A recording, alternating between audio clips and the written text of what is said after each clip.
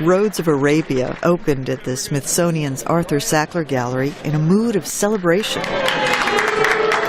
The exhibit, the first about Saudi culture in the U.S., showcases more than 300 objects, ranging from ornate pottery and monumental statues to the jewelry that adorned the remains of a young girl buried nearly 2,000 years ago. Curator Masumeh Farhod says many have never been seen in Arabia, where they came from. Some of the earliest objects go back to the Neolithic period, like the 6th, 7th millennium BC, and I think the most recent ones date to the early 20th century. The exhibit explores the Arabian Peninsula's past as a trade route for one of the most valuable commodities of the ancient world, incense. A collection of incense burners shows how the great temple civilizations, including Greece and Rome, relied on incense brought from Arabia. The exhibit opens with 3 sandstone steles, or grave markers, from the 4th millennium BC.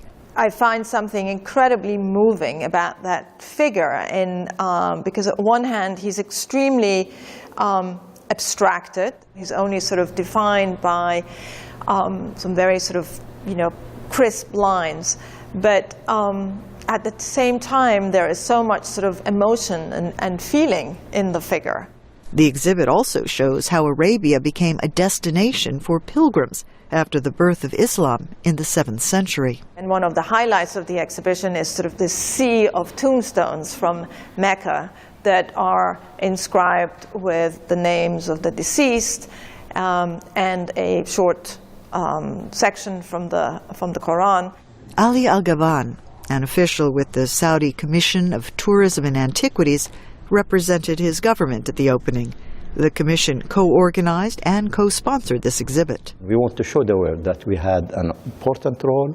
We are similar to the other country in the region, Egypt or Syria or Mesopotamia. For some Islamists, pagan antiquities are sinful. Before the Washington exhibit opened, an Egyptian fundamentalist threatened to destroy pre-Islamic monuments, like the ancient Sphinx and the pyramids, if he's able to. Al-Gaban says that is unacceptable. It's a stupidity, I think. The first Muslims did not do the same. I think we need to understand deeply our religion, and I can guarantee you there is no contradiction between protecting the human heritage and the Islam. Roads of Arabia comes to the U.S. after showings in Europe. For writer Faiza Elmasry, I'm Faith Lapidus, VOA News.